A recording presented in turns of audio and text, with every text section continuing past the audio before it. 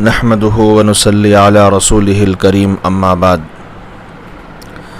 رمضان المبارک کا مہینہ آنے والا ہے اور اس کی فضیلت کے سلسلے میں بہت سارے رسائل شائع اور عام ہو چکے ہیں۔ رمضان کی فضیلت بہت سی حدیثوں سے ثابت ہوتی ہے۔ کچھ روایتیں میں آپ حضرات کے سامنے رکھنا چاہتا ہوں تاکہ جو مبارک مہینہ ہمارے سامنے آ رہا ہے، اگر اس کی فضیلت نظروں کے سامنے ہو تو اس مہینے کی قدر اور اس کے دن اور رات کو صحیح گزارنے کی فکر ہمارے اندر پیدا ہو جائے۔ چند حدیثیں اس وقت آپ حضرات کے سامنے رکھی جاتی ہیں، اس پر غور و فکر کریں اور دیکھیں کہ اللہ کے نبی علیہ السلام نے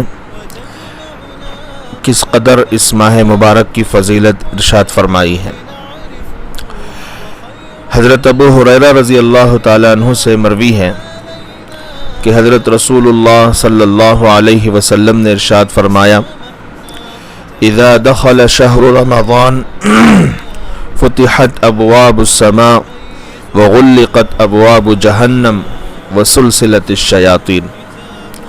فرمایا جب رمضان المبارک کا مہینہ داخل ہوتا ہے تو آسمان کے دروازے کھول دیے جاتے ہیں اور جہنم کے دروازے بند کر دیے جاتے ہیں اور شیاطین کو جکڑ دیا جاتا ہے۔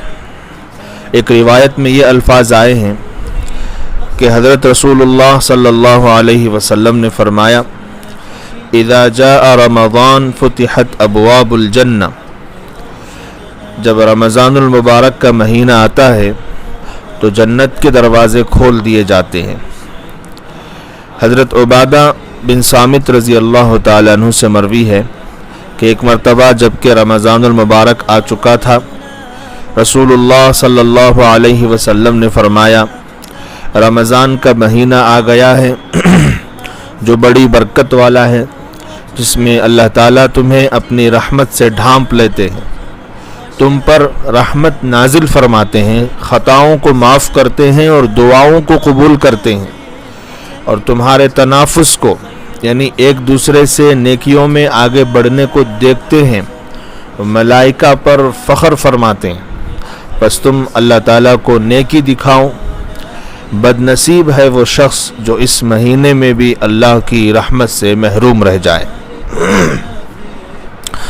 حضرت ابو سعید خدری رضی اللہ تعالیٰ عنہ سے روایت ہے کہ رسول اللہ صلی اللہ علیہ وسلم نے فرمایا کہ بلا شبہ اللہ تعالیٰ کی طرف سے ہر دن و رات میں جہنم کے قیدی آزاد کیے جاتے ہیں، یعنی رمضان میں اور ہر مسلمان کے حق میں ہر دن و رات میں ایک دعا ضرور قبول کی جاتی ہے۔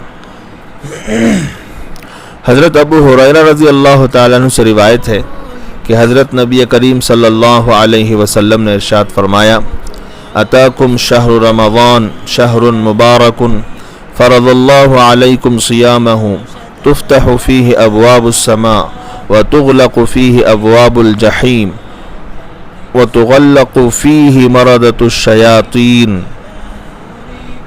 للہ فیہ لیلۃ خیر من الف شہر من حرم خیرها فقد حرم۔ تمہارے پاس ماہ رمضان آ چکا ہے، وہ ماہ مبارک جس کے روزے اللہ تعالیٰ نے تم پر فرض کیے ہیں۔ اس ماہ میں آسمان کے دروازے کھول دیے جاتے ہیں اور دوزخ کے دروازے بند کر دیے جاتے ہیں اور شریر شیاطین کو بیڑی ڈال دی جاتی ہے۔ اس ماہ میں ایک رات ایسی ہے جو 1000 مہینوں سے بہتر ہے۔ جو اس کے خیر سے محروم کر دیا گیا وہ واقعتاً محروم ہو گیا۔ ان چند احادیث سے رمضان المبارک کی فضیلتوں اور بزرگیوں کا بخوبی اندازہ لگایا جا سکتا ہے۔ پہلی اور دوسری حدیث میں رمضان المبارک کے احترام میں جنت اور آسمان کے دروازوں کا کھول دیا جانا اور جہنم کے دروازوں کا بند کر دیا جانا مذکور ہے۔ اس میں اس طرف اشارہ ہے کہ اس مہینے میں اللہ کی رحمتوں کا بڑے وسیع پیمانے پر نزول ہوتا ہے اور اللہ کا غضب نازل نہیں ہوتا۔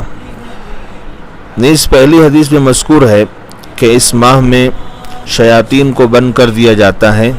اس سے وہ شیاطین اور جن مراد ہیں جو لوگوں کو گمراہ کرتے ہیں اور بہکاتے ہیں۔